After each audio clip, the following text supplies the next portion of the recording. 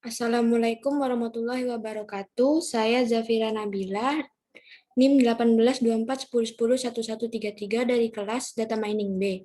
Di sini saya akan menjelaskan tugas data mining tentang clustering. Tugasnya yaitu lakukan clustering pada dataset iris dengan langkah-langkah sebagai berikut. Yang pertama, normalisasikan dataset iris menggunakan normalisasi min-max. Yang kedua, tampilkan scatter plot sebelum clustering.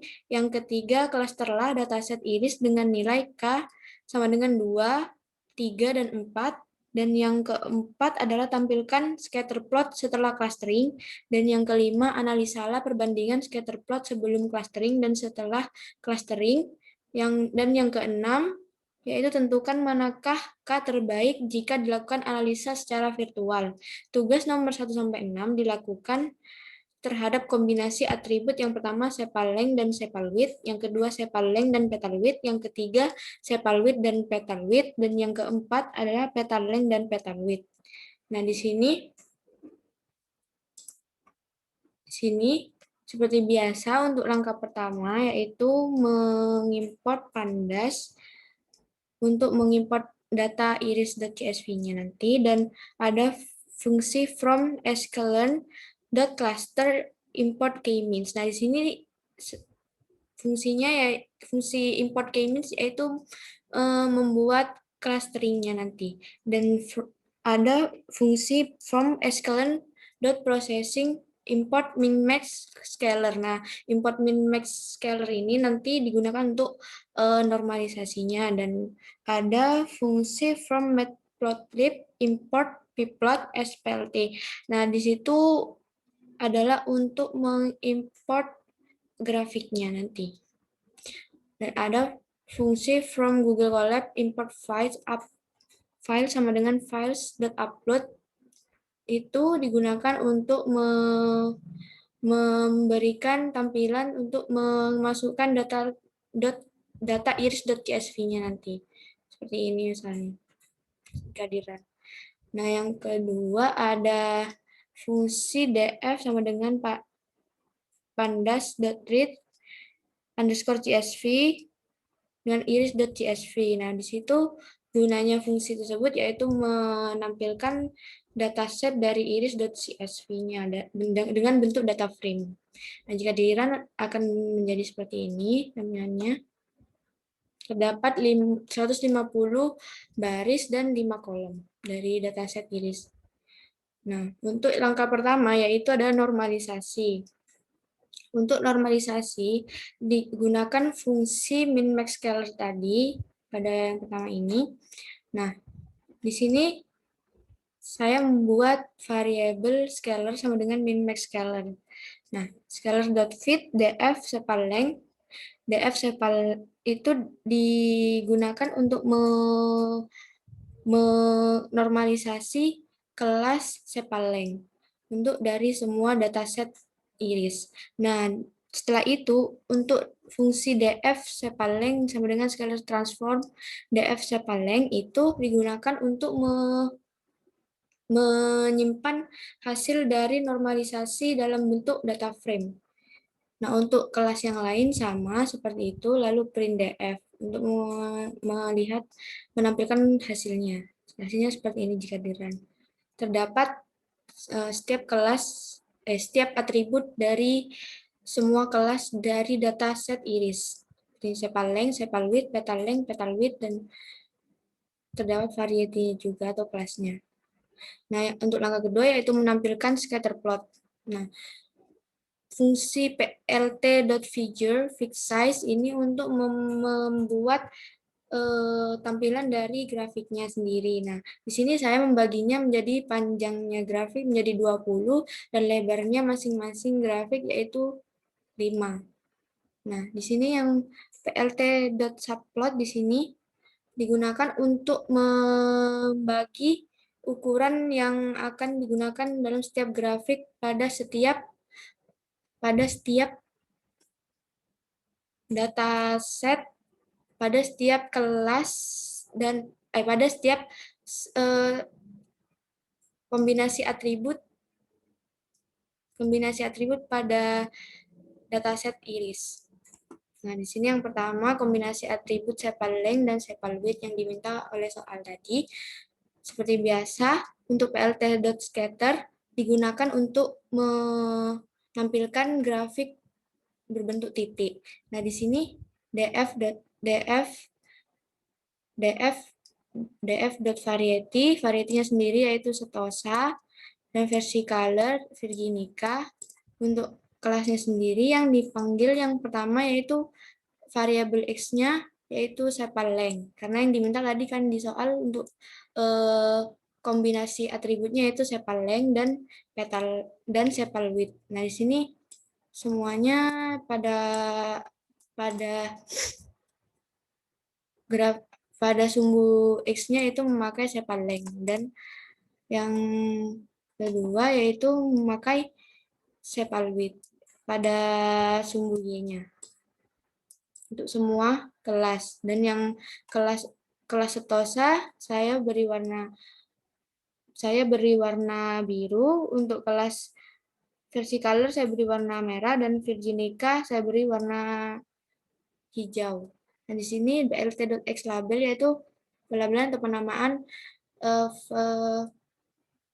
sumbu X-nya yaitu menjadi sepal length dan sumbu Y-nya menjadi sepal width. PLT legend ini digunakan untuk menampilkan yaitu kelas setosa versi color Virginica itu berwarna apa aja setelah dipanggil nanti. Untuk ke bawahnya sama, yaitu hanya berbeda pada pembagian panjang dari grafiknya itu sendiri. Nah, di sini kan ada grafik yang kedua, berarti di sini grafik yang ketiga, tapi tetap menjadi 4 bagian grafik karena yang diminta kan tadi kombinasi atributnya ada 4. Jadi nanti akan keluar seperti ini. Menjadi 4 grafik. Dan bedanya juga hanya di sumbu X dan sumbu Y-nya, yaitu sesuaikan dengan soal yang diminta kombinasi atributnya. Yang kedua itu sepal length dan petal width, dan yang ketiga itu kombinasi atributnya sepal width dan petal width, dan yang kombinasi keempat yaitu petal length dan petal width. Hanya berbeda di itunya saja. Nah, untuk langkah ketiga yaitu clustering. Nah, clustering di sini yang diminta pada soal kan ada clustering dengan K sama dengan 2, K sama dengan 3, dan K sama dengan 4. Yang pertama yaitu K sama dengan 2. Clustering K sama dengan 2. Nah, untuk langkah ketiga yaitu mengclustering dari kombinasi setiap kombinasi atribut setiap setiap kombinasi atribut. Nah, yang pertama itu ada saya membuat variabel k-1, yaitu artinya kombinasi untuk mengclustering kombinasi atribut yang pertama yaitu k-1, saya beri nama k-1 sama dengan k-, yaitu fungsi untuk mengcluster n underscore cluster sama dengan 2. Sini n underscore cluster sama dengan 2 yaitu untuk mengcluster sebanyak K sama dengan 2 atau menjadi 2 bagian di situ. Nah, untuk di sini saya menggunakan random state sama dengan 100 karena agar data yang digunakan atau data yang diambil secara acak akan tetap menjadi data yang selanjutnya yang akan digunakan pada clustering pada kombinasi atribut yang berikutnya. Datanya jadi tetap tidak akan berubah gitu. Nah, untuk setelah itu sama ke bawah, hanya berbeda variabelnya saja. Saya menamakan k-2, k-3, dan k-4 untuk setiap kombinasi atributnya. Nah, untuk SLSW di sini saya menggunakan nama singkatan dari kombinasi atributnya untuk variabel variabel sama variabelnya. Nah, variabel SLSW ini digunakan untuk menampilkan hasil dari clusteringnya. hasil dari clustering tadi yang K-1, K-2, dan K-3, K-4 dari setiap kombinasi atributnya, lalu di print satu-satu. Nah, di sini hasilnya akan menjadi seperti ini. Berarti di sini artinya hanya ada dua kelas yang terjadi pada clustering K sama dengan 2. Lalu langkah berikutnya yaitu menyimpan hasil clustering dalam bentuk data frame. Nah, di sini saya menyimpan dalam bentuk data frame agar enak dipanggilnya nanti di pas waktu membuat centroidnya dan clusteringnya sendiri. Nah, di sini menggunakan fungsi df dengan memanggil variabel sepal length dan sepal width atau variabel setiap kombinasi atributnya. Lalu print df to string yaitu untuk mengeprint semuanya nanti akan seperti ini berbentuk data frame. Nah, untuk langkah selanjutnya yaitu membuat centroid. Nah, membuat centroid di sini saya menggunakan fungsi cluster underscore centers. Di sini yaitu fungsi digunakan untuk membuat atau menentukan centroid dari setiap clustering pada setiap kombinasi atribut. Nah, di sini kan tadi kombinasi atribut yang pertama itu saya memberikan clustering kombinasi atribut pertama itu saya memberikan variabel K-1 dan yang kedua K-2 dan yang ketiga K-3 dan yang keempat K-4. Dot cluster underscore center semua untuk menentukan centroidnya dari setiap kombinasi atribut yang telah di clustering. Nah, hasilnya akan seperti ini. Nah, yang untuk langkah keempat yaitu menampilkan scatter plot yang sudah di clustering ya. Seperti biasa tadi untuk clustering sendiri di sini hanya menambahkan fungsi df1 bukan fungsi df1 ya, maksudnya variabel df1 untuk mengambil kolom atau indeks ke 0 dari setiap kelasnya, dari setiap kombinasi kelas. Dan karena K sama dengan 2, jadi mengambil indeks 0 dan 1 sini. Dan menambah lagi pada plt.scatter k-means cluster centers, yaitu mengambil centroid atau menentukan centroid dari baris pertama sampai baris ke-0 dan k-1 dari untuk x-nya dan untuk y-nya itu mengambil dari baris 1 sampai dengan baris dari semua baris sampai baris ke-1. Nah, di sini untuk df1 atau data frame yang satu atau yang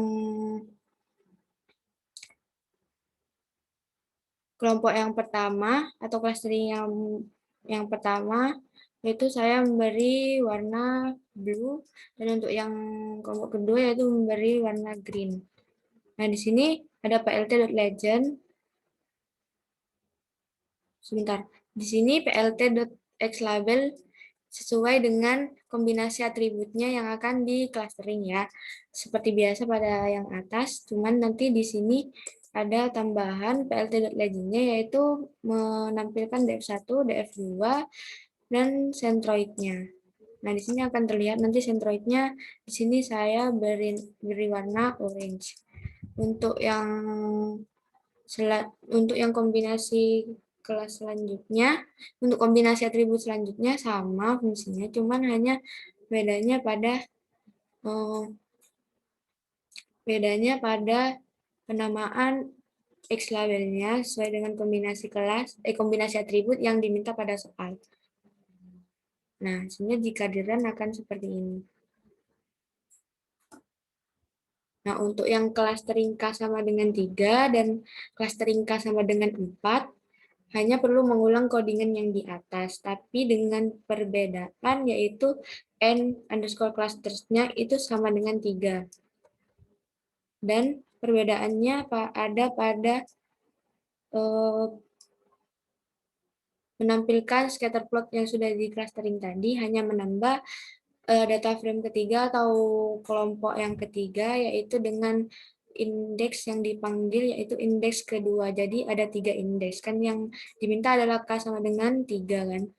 Nah, untuk fungsi yang ke bawah itu sama saja dengan yang atas, hanya berbeda itu saja. Nah, jika di run akan menjadi seperti ini. Untuk yang keempat juga sama, hanya berbeda pada n clustersnya sama dengan 4. Karena yang diminta kan sama dengan K sama dengan 4 kan. Dan berbeda juga di menampilkan scatter plotnya, yaitu menambah kelompok yang keempat atau data frame yang keempat untuk kombinasi kelas yang keempat. Kombinasi atribut yang keempat dengan memanggil indeks ketiga. Jadi kan yang diminta K sama dengan 4, berarti ada 4 indeks yang dipanggil. Tuh. Jika di run akan menjadi seperti ini. Nah, untuk yang nomor 5 yaitu analisalah perbandingan scatter plot sebelum clustering dan setelah clustering. Di sini saya sudah menampilkan grafik sebelum di clustering dan grafik yang sudah di clustering dengan K sama dengan 2, K sama dengan 3, dan K sama dengan 4. Di sini menurut analisa dari visual saya, maksudnya dari penglihatan saya, yaitu grafik sebelum di clustering, yaitu jarak atau distance antara titiknya masih sangat berjauhan, yaitu antar variety ini itu masih sangat berjauhan dan masih membaur dengan kelas yang lain. Seperti ini contohnya. Versi color sama Virginica menjadi satu. Jadi hampir tidak ada perbedaan. Kalau misalnya kita tidak memberi warna kan berarti tidak ada perbedaan di antara kelas versi color dan Virginica. Seperti itu. Nah, jika analisa dari grafik yang sudah di clustering, nah itu kan pada clustering sendiri itu clustering itu mengelompokkan sebuah data, yaitu mengelompokkan sebuah data dengan centroid tertentu yang sudah ditentukan. Centroid sendiri itu yaitu nilai tengah dari setiap datanya. Nah, di sini kan untuk yang clustering K sama dengan 3 kan eh, K sama dengan 2 itu berarti menjadi 2 bagian kan. Jadi terdapat 2 bagian kelas saja, itu DF1 dan DF2. Kami menamakan DF1 dan DF2 dengan centroidnya masing-masing. Nah, di sini otomatis akan menganalisa data yang sesuai dengan centroid yang telah ditentukan. Nah, jadi jika data satu sangat mendekati atau sama dengan centroid satu misalnya, maka titik itu akan berdekatan dengan titik centroid yang pertama. Dan begitu juga sebaliknya. Jadi pengelompokannya adalah sesuai dengan centroidnya juga. Seperti ini contohnya yang DF1 yang biru berarti akan mendekat dengan centroid yang similar atau yang sama dengan data dari DF1-nya. Ini warna biru dan DF2-nya akan mendekati ke titik centroid yang datanya sama dengan titik centroid yang kedua. Nah, ini DF2 akan terlihat seperti itu, akan lebih gampang dianalisa dengan menggunakan clustering. Gampang dianalisa perbedaan antara kelas 1 dan kelas 2. Tuh. Untuk soal nomor 6, tentukan manakah K yang terbaik jika dilakukan analisa secara visual. Nah, K yang terbaik menurut saya setelah saya analisa dengan visual saya yaitu dengan menggunakan K sama dengan 3. Kenapa? Karena dibandingkan dengan K sama dengan 2 atau K sama dengan 4, clustering dengan K sama dengan 3 itu lebih terlihat jarak antara datanya. Eh, jadi untuk sentroid yang telah ditentukan itu kan ada 3 kan, karena K sama dengan 3 kan. Nah, di situ terlihat sekali perbedaan antara setiap kombinasi atribut yang telah di clustering. Nah, DF1, DF2, DF3 di sini sangat